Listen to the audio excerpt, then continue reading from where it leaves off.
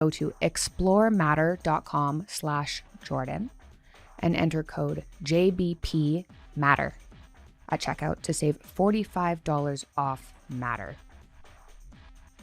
There was a study I saw, I think it was last year, on this very question of who uses dating apps and sort of their personality traits and so on. And they did indeed find, and these were just university students, which, take it for what it's worth, but the people who were using the dating apps, which is about 1/3 of the students in the sample pool, they were sort of more likely to be interested in short-term sexual conquest, not really surprised, more interested and more likely to use drugs and alcohol, more likely to have sort of callous sexual attitudes. I can't remember the exact term they used for this construct, but basically they were more likely to agree with statements like sex is like a game where one person wins and the other person loses. So if you're using a dating app, you're more likely to say yes to that kind of question.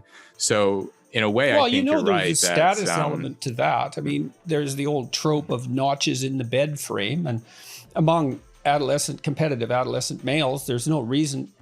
There's every reason to be competitive about how much you can drink and how many people you can lure into bed. I mean, even if you don't necessarily believe that personally, at a deep level, and maybe you suffer for it emotionally to some degree, even though you might obscure that from yourself, it's certainly something to score points with your peers.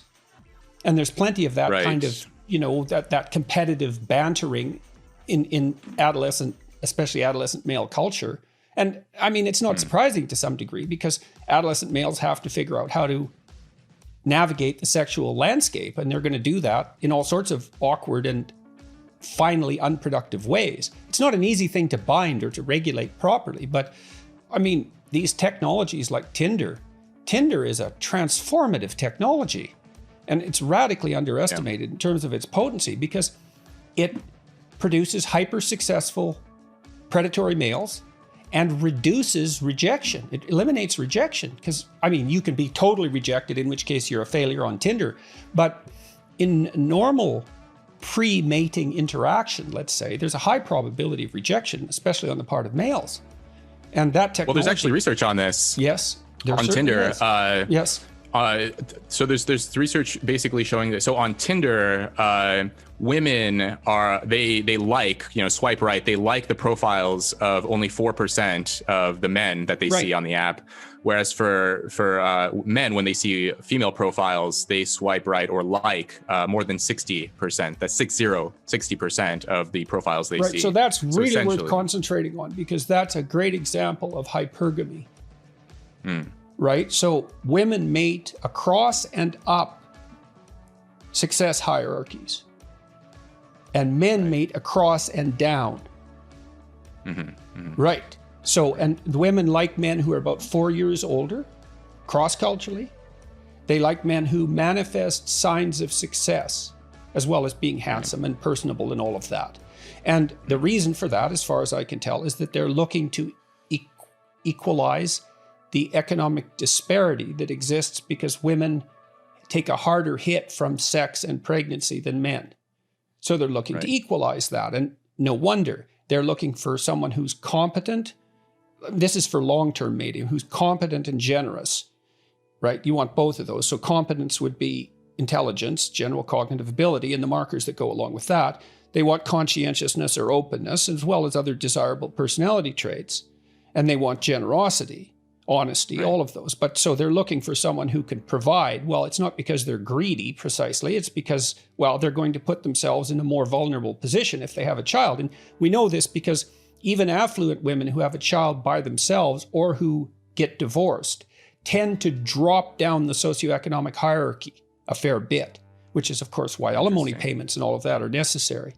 So this hypergamy means women are much more selective in their mating than men are, and that's true cross-culturally, and it's not surprising because they pay a bigger price for sex. It's more dangerous for women because they can get pregnant, and it might be more dangerous emotionally as well. And I believe that would be a reflection of their higher levels of agreeableness and higher levels of negative emotionality. So women do put themselves at risk more, and that might be why there's such a intense debate about what constitutes consent on campuses, despite these beliefs in polyamory and all of these things. But so anyways, on Tinder, as you said, women select 4% of the men. Yeah. So that means and there's I would imagine that 4% is very high up on what you're calling, the success hierarchy. I have a friend, a good-looking guy. He was very active on Tinder for a while, and he accumulated more than 20,000 matches on the app. 20,000. 20,000, and he was so successful that Tinder pinpointed him early on and gave him all kinds of free perks and bonuses, and lifted his radius restrictions, gave him the Tinder Gold app or whatever version of it, basically trying to entice him to continue to use the app. Yeah, they wanted to entice him. This is so amazing. They never want you to leave. These are unbelievably pernicious and vicious broad-scale social experiments that are far more potent than anything like government policy.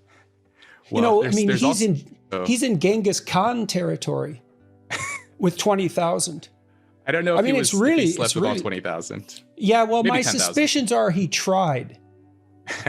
And I know he'll get a kick out of that. That records for like athletes, for example, and movie stars, there's some of the men have reportedly slept with thousands of women. Yes, Wilt Chamberlain, and there's others who are in the same category. But they're men who have women throwing themselves at them all the time, lining up for them. And I've read biographies of people who had that sort of thing happen as well. But that's not the typical male experience. No, the typical male experience is all rejection. Nothing. Exactly. Right. They might get a couple matches a week. Right. So you see what's happening is that Tinder is one of the forces that's transforming monogamy into polygamy. And the problem with polygamy is that it follows a Pareto distribution, like the distribution of wealth, is that some tiny minority of men get all the sexual opportunity and all the rest get virtually none.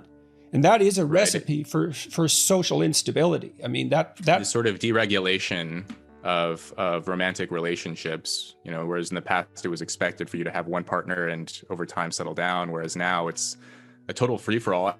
I mean, there are aspects to this that a lot of people don't think about. I mean, I talk to young people, so I have younger friends who I talk to who are sort of very active on the apps and in sort of the dating scene, and they'll tell me things like it's even easier to cheat. So in the past, if you wanted to be unfaithful to your partner, it was risky because, essentially like you had the same social circle, you had the same friends, everyone knew everyone else. But now with the apps, you can match with someone who is completely outside of your social reality, outside of your partner's social reality. You can have a very discreet rendezvous.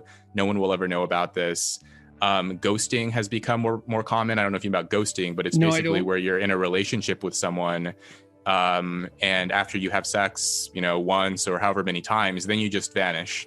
You never see that person again. Delete them from your phone, block them on social media. You never have to see them again.